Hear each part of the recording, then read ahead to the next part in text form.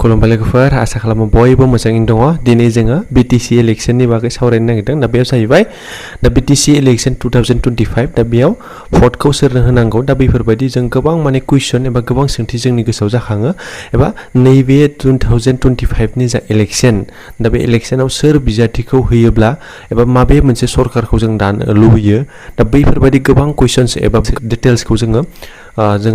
सावरायलांनो नागिरदों अब्ला नोंथांमोना इन्टारेस्टेड बा भिडिअखौ जोबजासिम नायलां आरो नोंथांमोननि जा अपिनियन नोंथांमोननि साननायखौ दा कमेन्टनि गेजेरजों फोरमायहर एबारनि बीटीसी इलेक्शनाव जोङो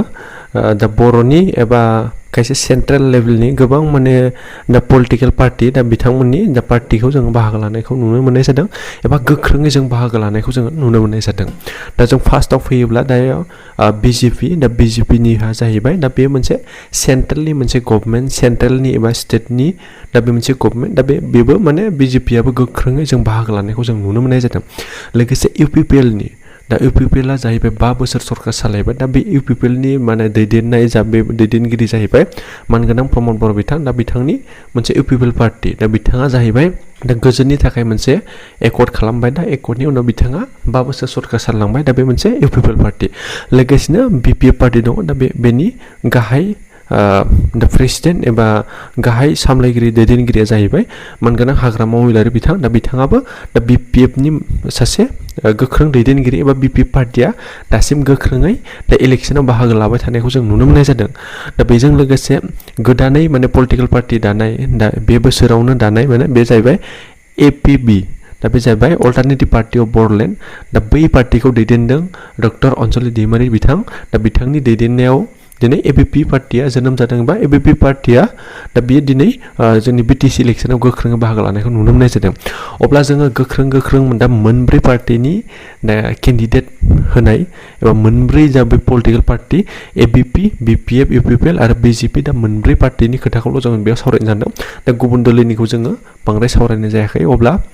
नोंथांमोना बै मोनब्रै पार्टीनि गेजेराव दा बबे मोनसे पार्टीखौ नोंथांमोना माने बीटीसीनि सरकारखौ दाजानो लुबैयो एबा बीटीसीनि माने सरकारखौ सालायनानै दा मोजाङै मोजां जोंनि माने साननाय हनायखौ जौगाहोनो हागोन दा माबे मोनसे पार्टीखौ नोंथांमोना नोंथांनि गोसोआव सापर्ट खालामनो सानो दा नोंथांमोना कमेन्टनि गेजेरजों फोरमायहर सोरनिया माने बबे मोनसे पार्टीयाव नोंथांमोना बांसिन दङ एबा नोंथांमोना बांसिन बबे मोनसे पार्टीखौ मोजांसिन मोनो दा बेखौ नोंथांमोना कमेन्टनि गेजेरजों फोरमायहर एबा रिजनखौबो फोरमायहर मानि थाखाय माने साप'ज BJPखौ सापर्ट होनांगौ मानि थाखाय UPPLखौ सापर्ट होनांगौ मानि थाखाय BPFखौ सापर्ट होनांगौ आरो मानि थाखाय APBखौ सापर्ट होनांगौ नोंथांमोना कमेन्ट्सनि गेजेरजों फोरमायहर दा दिनै एबा नोंथांमोना बबे मोनसे पार्टीया बीटीसी सरकारखौ दागोन दा बेखौ नोंथांमोननि गोसोआव साननायखौ दा कमेन्टनि गेजेरजों फोरमायहर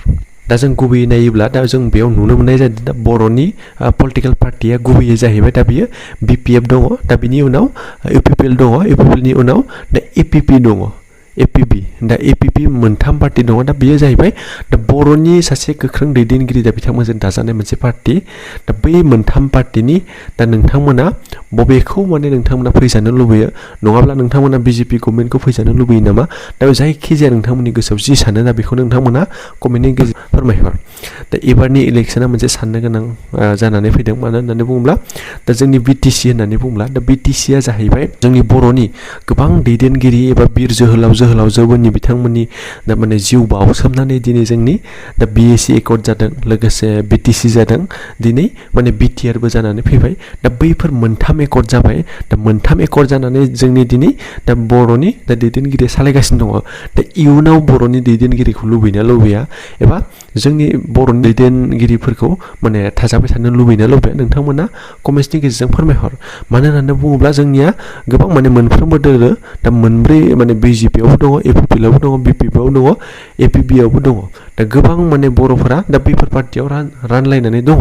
दा नोंथांमोना अब्ला नैबे समाव नोंथांमोना मा सानो दा बबे मोनसे पार्टीखौ नोंथांमोना लुबैयो दा कमेन्टनि गेजेरजों फोरमायहर आं बेयाव नोंथांमोननि जा केलकुलेसन एबा नोंथांमोननि दा क्लेरिफिकेसन दा बेखौ आङो कमेन्टनि गेजेरजों मिन्थिनो हागोन